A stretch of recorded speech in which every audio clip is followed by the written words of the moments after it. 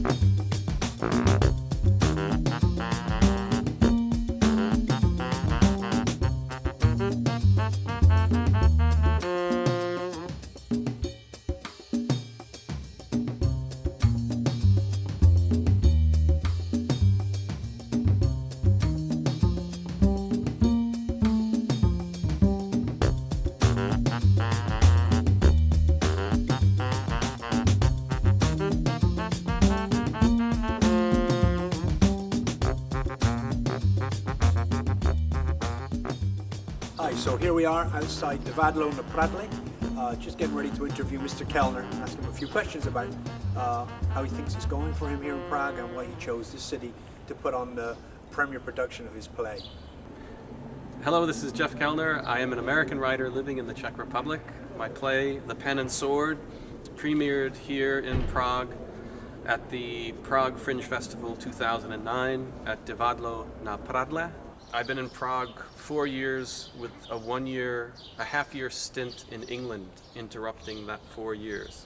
And was that the inspiration for the play, your time in the UK? Yes. I worked for the British Transport Police, so I saw how terrorism had impacted the public security system apparatus of England. And I was actually quite amazed,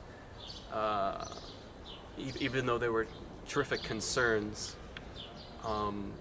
amazed how life went on in the country despite all the security cameras. Do you have an opinion about the subject matter of the play? I mean, because the play never really drew any conclusions and very cleverly left it open for the public design, but would you like to stay there, or do you have a feeling about the content? I'm trying to be as objective as possible, but I myself came to the kind of startling conclusion, despite believing in freedom of speech, I also at the same time believe we have to be careful with whatever speech we choose, because it can in turn incite and inflame people. We all know the dangers of screaming theater in a crowded fire. And no, I'm sorry, I got that wrong. We all know the dangers.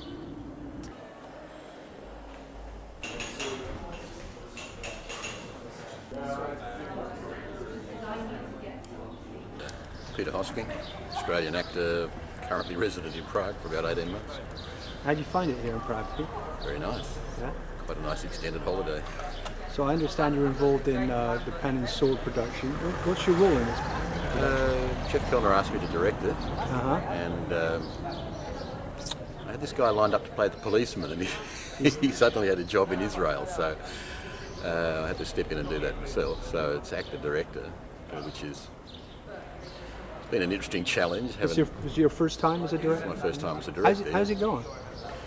It's going well because, 30 years in the business, I've been directed by some very good and some very bad directors, so I've sort of seen how it works when people do it right and do it wrong. So it's just felt like an extension of acting to me, really. Well, I do think a large part of the problem could be solved by a more sensible approach to sex and women. Ah, sex and women. The cause and answer to all of life's problems. Well, there you go, sir. And worst comes to the worst, it'll give you some inspiration for your next cartoon. Hi, my name's Adam Stewart, and I'm in The Pen and Sword at the Prague Fringe. I'm playing a character called James Abraski, who's a political cartoonist. Oh. Hello? Mr. Abraski? Yes,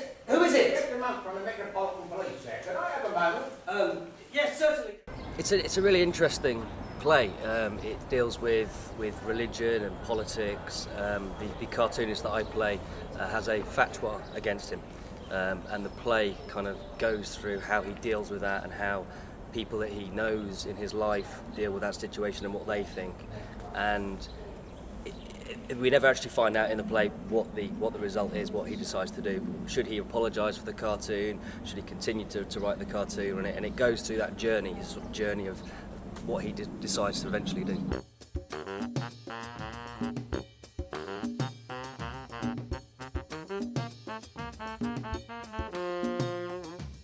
Well, my name is James Lambert. I'm 37 years old. I've been living here in Prague for about 9 years. And this is my second production this year as Nick Shine in The Pen and Sword. Listen, I have a very important meeting right now, so I'll give you a call 10 o'clock your time tomorrow. All right, bye-bye. He's a literary agent for the political cartoonist, James Obrowski, who, unfortunately for him, has a fatwa placed upon him for an incendiary political cartoon that he has drawn that has upset a radical cleric of sorts. I think that ultimately the production leads you towards the idea that maybe self-censorship might be the better way to go, as more often than not, the faith in question might be more likely to be misinterpreted than the political cartoon itself. Hello, my name's Jerry Turner.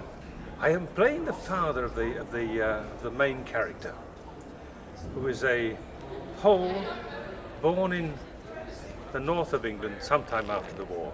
We imagine his father must have remained behind with the troops. But you were always like this. It's nothing new to me. I was always like this. Like what? You were always mouthing off.